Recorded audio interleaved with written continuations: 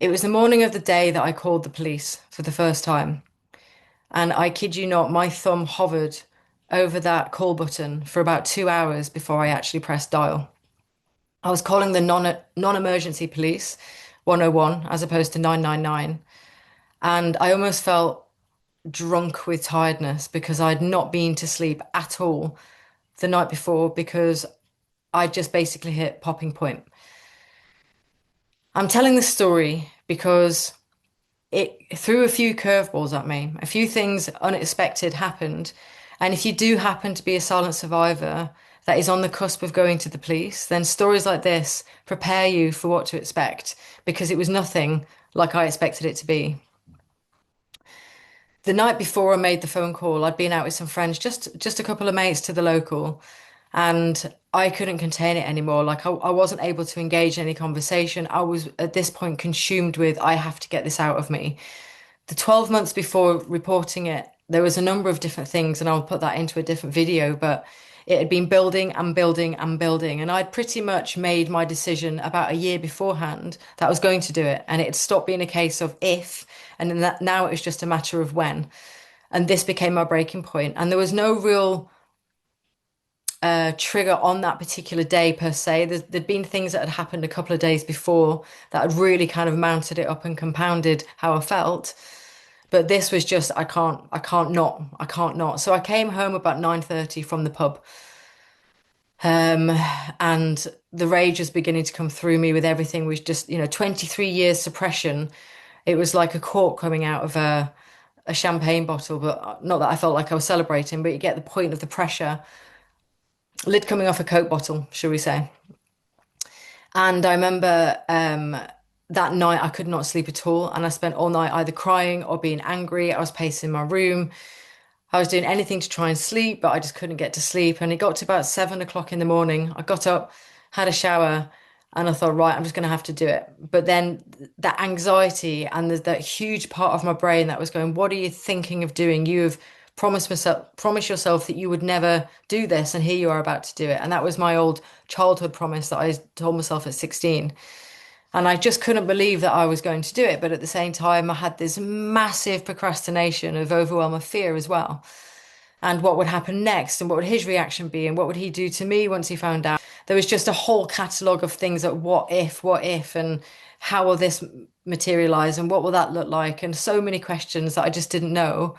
But anything was better than maintaining how I felt at that time. So eventually, I made the call and rung 101. Um, when I called 101, I wasn't quite sure what to expect. 'Cause it isn't an emergency line. I remember a guy answering first. He was just quite very matter of fact. Who did you need to speak to? What was it regarding? And then I can't quite remember how many people I got passed on to, but eventually, it might have been one or two times I was put on hold. But anyway, the last person I ended up speaking to, there was a lady, it was right at the end of August 2019, I was 39, and there's a lady that answered and she took the call. And she was brilliant. All I remember about her was how empathic she was, and that her name either began with an E or had a prominent E in it. So it was either Eve or Emily, something like that, but it had this prominent E. But I think up until that point, I had vastly underestimated the importance of 999 or 101 operators. They're almost first to the scene in many ways because what happened next was what I didn't expect. I honestly thought that I'd make this call. I'd report this really bad thing that had happened.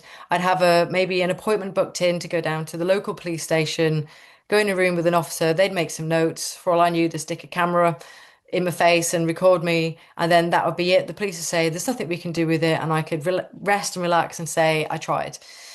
But it wasn't like that at all. This lady was very understanding because I didn't expect to be so overwhelmed with emotion by telling this story. Like I thought, I'd suppressed it and become so numb to it. The only real emotion that ever came out was anger whenever I spoke about it. But this time I could feel a wave of crying and it was deep and I was fighting it and fighting it. And I can't even explain it, but it was like something unlocked me from when I was 16 years old and the floodgates opened and I just could barely breathe with crying on this call. And she was brilliant. Like she was so sensitive to how she managed it. Had she have been bad on the phone, I might have even hung up. Or had she have been kind of lacking in empathy in any way or just very matter of fact and robotic, it would have probably made me not open up as much as I did. But she also prepared me for some very difficult questions, which I didn't anticipate. And if you are somebody on the cusp of doing this, you need to be ready that you might get some questions that you didn't expect. So I'm sorry to give some, that was the dog. Sorry to give so much graphic, and I hope there's no children watching this, but they will ask you questions like, when you say rape, was it digital or was it with the penis? Was it oral or was it vaginal? Did you bleed? How heavily did you bleed? How long did it last? And all these questions that I just wasn't prepared for, and I think that was partly what triggered it. Now, what happened next, I can't explain to this day, but it's God's honest truth. I don't know what happened, but my phone was on 100% charge. It had just come off the battery, plugged into the wall in the morning. So there was no way that I had a dodgy battery or a flat battery. And it was a relatively new phone. I'd only had it about 6 months and it had never even had a slight glitch. Whilst I was having this absolute unbelievable emotional pour out on the phone, sobbing in a way that I couldn't even speak, my phone just stopped. I can't explain it. Technically, I'm not technical anyway, but I cannot explain that my phone just stopped and it just died there and then. It wasn't the battery, it just stopped working in the middle of this call, speaking to this operator. It didn't turn on again for about 30 minutes. And then about 5 minutes after it turned back on again, and it still had 99% battery, the phone rung and it was her, and she called me back. And I'm assuming probably she tried to ring a few times during that period. She probably assumed I'd hung up. I categorically did not. I don't know to this day what happened, but my phone just stopped working. Anyway, had that woman not have called me back and been such an angel and being so warm and what's I'm looking for, safe in the call, I don't think I'd be making this video now, and I don't think my rapist would be in prison because I remember once my phone had cut me off, it was like, well, that must be a universal sign. There's no way this is happening. I'm not going through that again. And for me, I just kind of ruled it out. I'd done my best. I've tried. It's too big for me. It's something. And this is what was going through my head for 30 minutes afterwards. She rang me back and she said, I really want to finish this interview. Are you okay if we do this? We'll go at your pace, we'll do it really slowly. She was just brilliant. She was just absolutely brilliant. And we did. And we completed the interview. And what's more, another reason why she was so good is because she also asked me questions that were well thought out, or I don't know if she was using a script or anything, but the questions that she asked me, for example, she asked me a question outside the rape, did he sexually abuse you on any other occasions? And he did. And I'm talking about non-consensual stuff, but it wasn't rape, but there was other non-consensual sexual abuse. And I gave her the detail of those. But when I had my actual video interview 6 weeks later with the police, which I'll put into another video, when I had that particular interview, the police officers, I would say, probably didn't try and draw as much detail in that interview. So because the 101 operator had probably gone into more detail and asked more probing questions, I was then able to raise those in my video interview and say, oh, by the way, when I called up to report this, she asked me this, and this was my answer. It's worth me sharing this with you. Oh, she also asked me this, and it's worth me sharing that with you as well. So the impact of what this first woman did cannot be underestimated. She lost me on the phone. She called me back. She had to ask me very difficult questions that it's worthy of you knowing that you'd have to do the same as well. And she managed it and she navigated through that with such delicacy that I'll hold an eternal grateful, I'll be eternally grateful to her, should I say.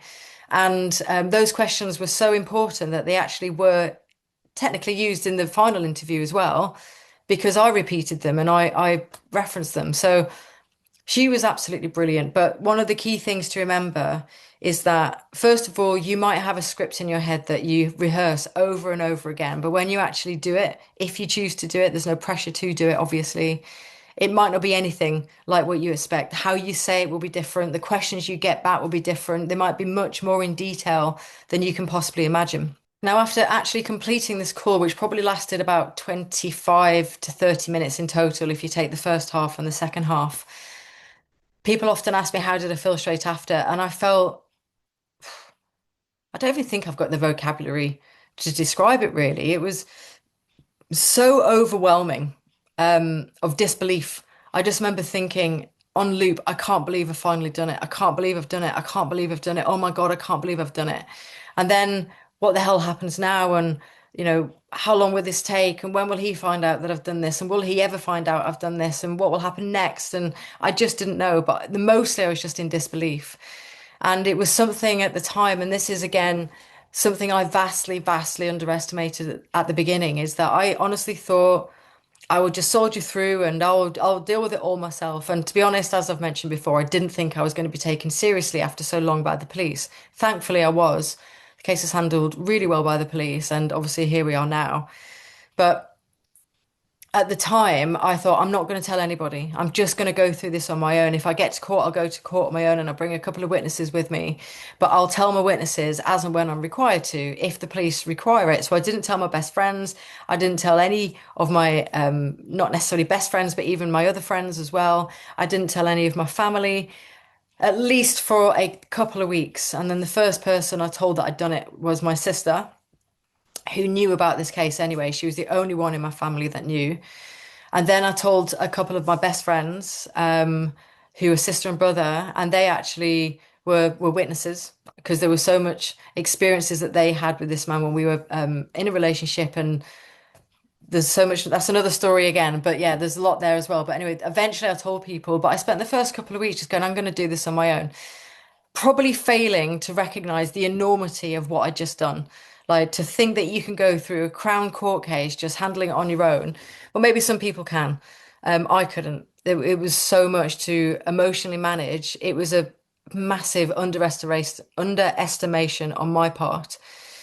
Um, but I did have a huge support network by the time I got there. But that was just where I was at this time. I was just consumed by it. I was insistent I'd do it on my own. I didn't want to burden other people with it. I didn't want to upset other people with it. I knew it was going to break my parents' heart if they ever found out.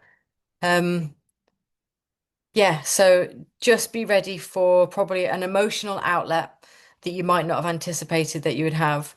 Prepare for questions that you thought maybe you would never expect to have to answer in that particular situation. And probably not assume it's going to feel the way you expect it to feel. I mean, yes, there was relief there. The anger had reduced because I'd done it. But for me at the time, it was just mostly disbelief. But I was also quite sad as well because it had unlocked something in me as well, which also could happen if you're a historic silent survivor. Now, I'm not going to say that all my experiences are going to be the same as everybody else's. That would be a really arrogant place. But if my experiences prepare other people for the unexpected, then that matters and it counts for something. I had literally nobody to even brace me that it was going to be anything like other than what I anticipated. And that was so different to what it was really like. So, excuse me, if this is something you are going to do, then bear this in mind. And that phone call was one of the best things I ever did.